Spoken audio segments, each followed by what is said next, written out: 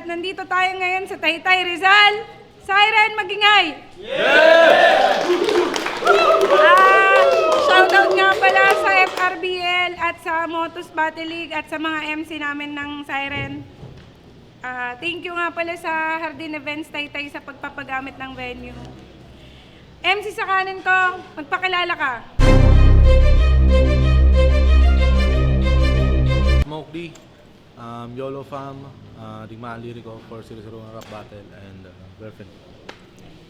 MC sa kaliwa ko, magpakilala ka.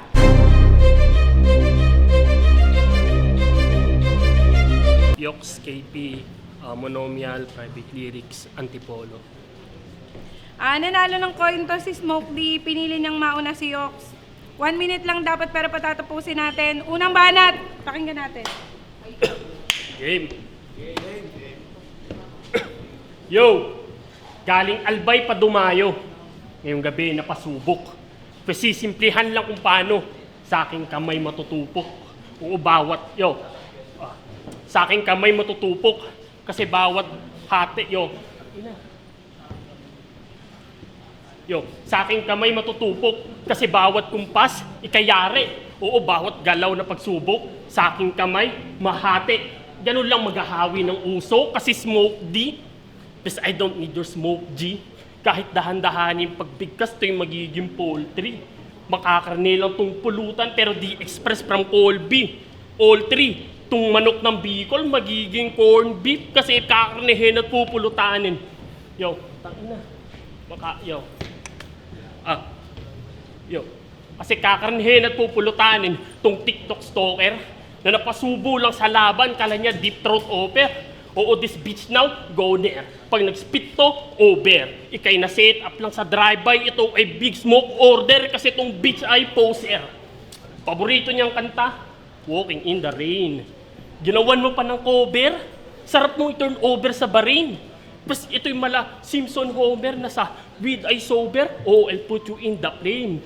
Cause I gonna keep you closer when I put this smoker in a chain o chain. Smoker. Sige, mag-yosi ka muna. Hindi, joke. Sorry na, kuya. Hindi, kasi may nalalaman pa yan. Tagal kong hininto yung pagkakataon na to. Yung puta. Kasi masyado, yung puta kasi napaka-anxious masyado. Parang ang fan ng AC/DC na may ADHD. Yung agwat at range natin, SDV3 at G3A3. Malinaw pa sa ABCD at HDTV. Malinaw pa sa ABCD at HDTV. Nakaantay mo pa rin ang pagkakataon na to na parang GTA 6 kasi bawat hit, buga. Kahit rookie ako, bawat hit, buga. Walang malulugi sa floor kasi bawat hit. Kasi kada hit ko, kada hit, sorry. Kasi di niya na-gets. Na kada hit, ubo. Kung sa yosi na to, kasi kada hit, buga. Hit, buga. Ganun talaga pag pang-pusi yung smoke. Putang ina, ang boring. Ang boring. Putang ina, hindi ka rapper. Baka dancer, pwede, di ba? Nasayaw di ba? Siren, game? Game! Yokes! Tangin ang pangalan yan. Halatang hindi pinag-isipan na YOKS, yes on the spot, kill shot yan. Puputok sa ulo nito, mga barako, pagkat straightforward to man. Pagka di ka agad namatay, kakalabitin ko ulit na parang hitman lang. Yokes? Baka yaks? Kalirang puta. Ang sipang mo magsulat tapos ang tamad mo mag-isip ng pangalan, tang ina ka. Ang haba-haba mo mag-set up sa battle tapos pangalan mo, 4 lang ang letra. Di mo na lang ginawan joke. Or ko. Or mas maganda ata, joke. Para kahit papano may relevance pa rin sa'yo, hindi ba? Kasi, joker to si Gago. Base sa 2 battles na napanood ko. Ayos naman sana yung mga sulat niya, kaso makalimutin pala to si Iho. Siksik naman sana mga barang bawat linya, kaso ewan ko ba dito? Sobrang lalim niyang magsulat kung may di man agad nakaka-absorb. Ay, siya na rin yun mismo. Kaya kahit konting kaba, ay wala akong nararamdaman. Dahil alam kong maya-maya lang ay mawawala na yan. Dahil alam ko maya-maya lang ay mawawala na yan. Para tong kandila na sa una lang ang ningas, nakakapanghinayang sindihan. Habang ako yung hangin at kayang-kaya kitang patayin kahit pa sa simpleng ihip lang. Ay. Yo, game. Sinabihan yung isang kalaban niya na wala daw alam sa subject-verb agreement. Tang-ina, umi-English. Yo, kala ko tense, pero napaka-weak ng pretense. Oo, kung gusto mo ng grammar bars, kahit spit o written, ako'y speaking on tongues na parang disobedience kasi ikaw o ako kung sinong uuwi sa hometown. Basta when I slash him, wala nang pake sa pronouns kasi, wala nang pake sa pronouns kasi bawat bara connected. At sa'yo today direkta. O mga bara ko, conjunction. Kasi sa'yo rumirekta. Kasi sa'yo rumirekta. And when I put adverb into this adverse, para lang makip yung essence, pero sa kanyang malalaman na nonsense yung word. Pagkat det yung sentence kasi, kasi det yung sentence, pero joke lang. Kasi hindi naman English ang basihan para masabing matalino ang tao. Di ba?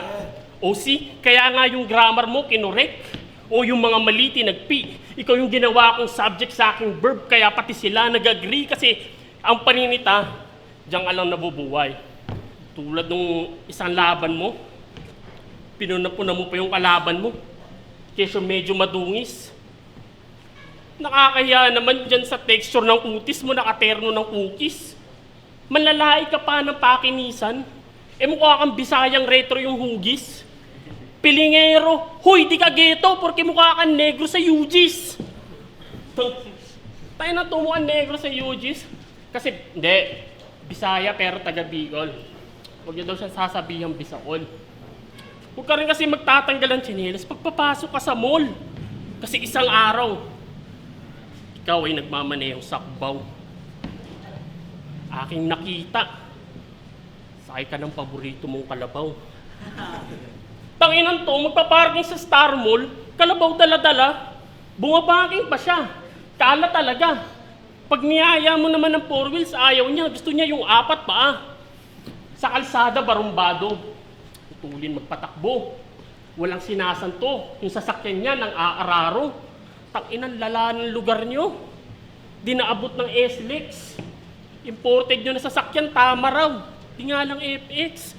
Oo, ikaw, pati lugar mo, parehas loser.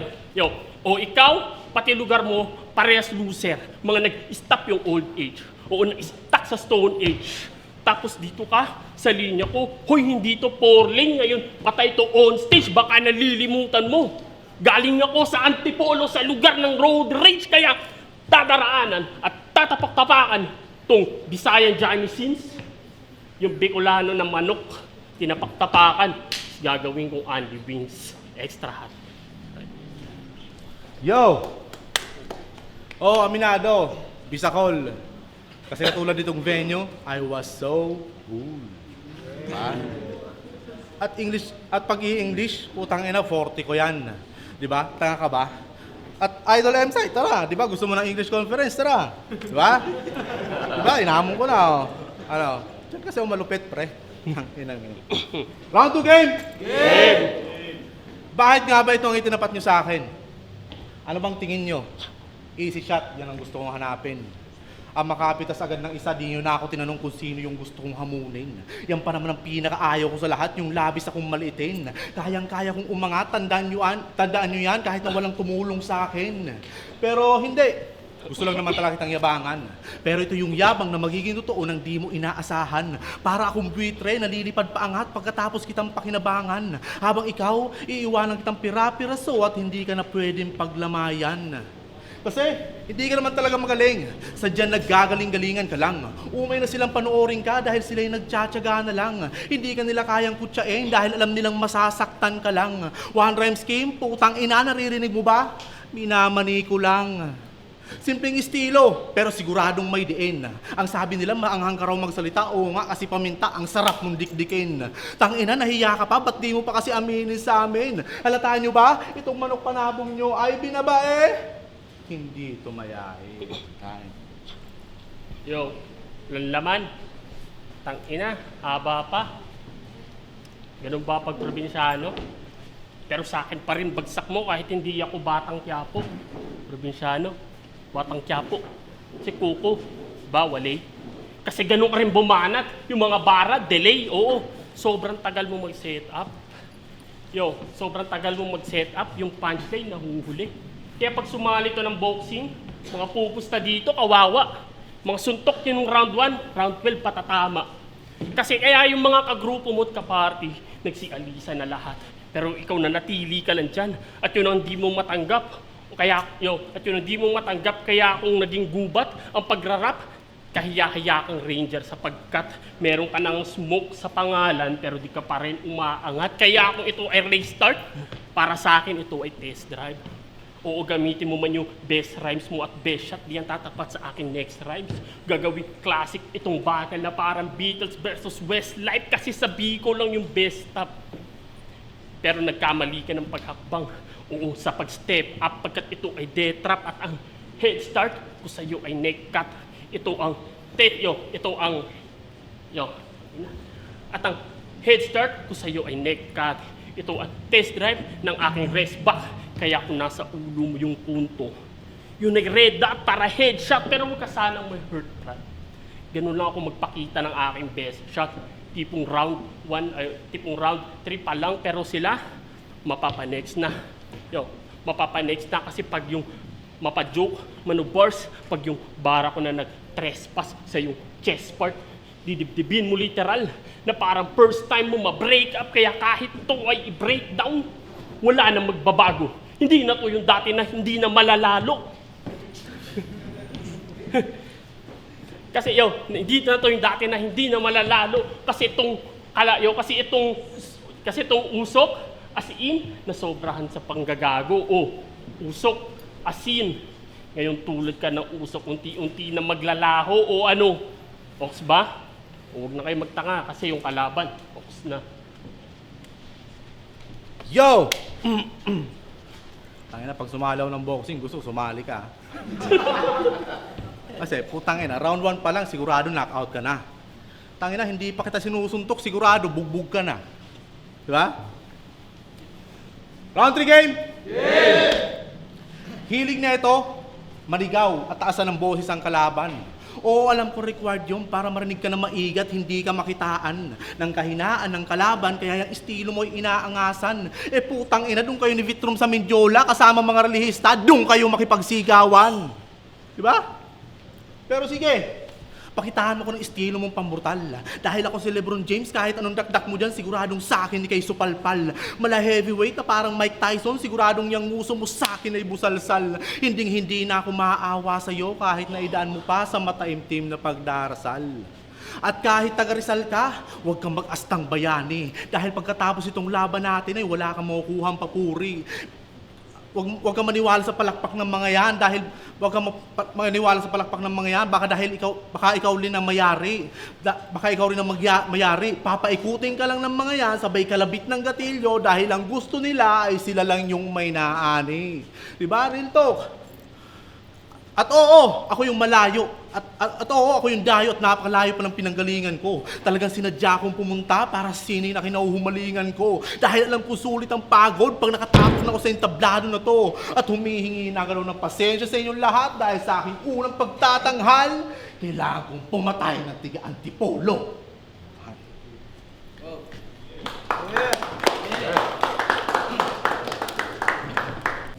Yo, Siren! Membrane 3 tryouts. Magiging tayo para sa laban na yun,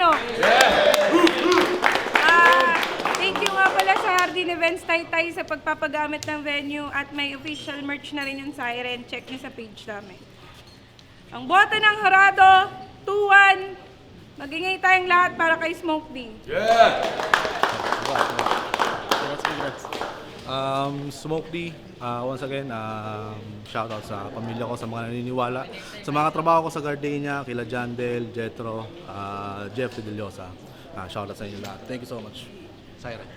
Yoks, shoutout kay Cairo, kay Boomer, kay El, kay Adam, tsaka kay Ding.